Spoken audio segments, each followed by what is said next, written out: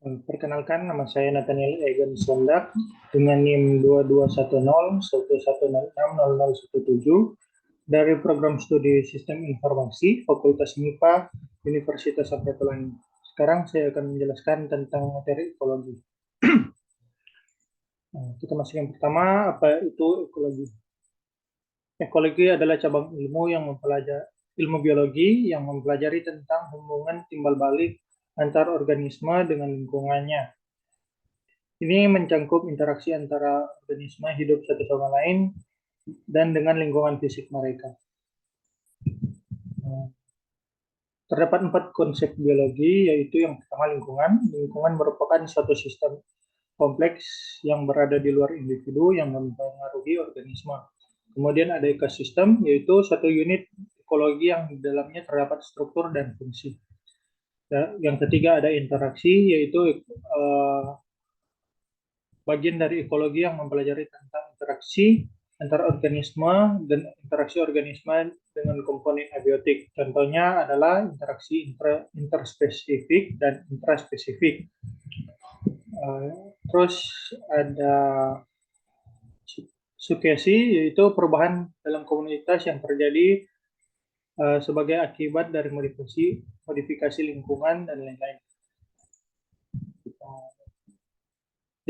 Selanjutnya, ruang lingkup ekologi. Di sini dalam ruang lingkup ekologi terbagi menjadi 5, yaitu ada individu, populasi, komunitas, ekosistem, dan biosfer.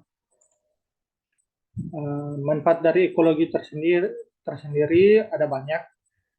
3 manfaat utama, yaitu yang pertama ada sebagai pengenalan keanekaragaman hayati, kedua kita bisa mengenal perilaku makhluk hidup, dan ketiga kita bisa melakukan pemetaan konsumsi pangan.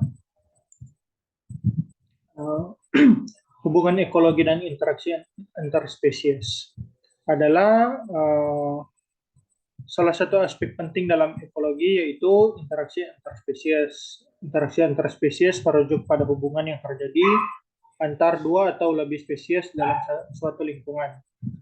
Interaksi antar spesies ini memainkan peran kunci dalam membentuk struktur dan dinamika ekosistem.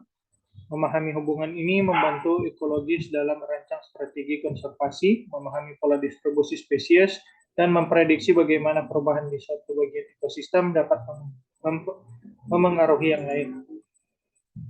Ada 6 aspek penting dalam hubungan ekologi dan interaksi antar spesies, yaitu ada simbiosis, kompetisi, predasi, parasitisme, konkurensi, dan amensalisme.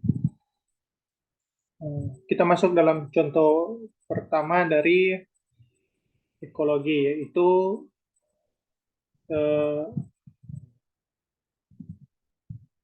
contoh dari interspesies.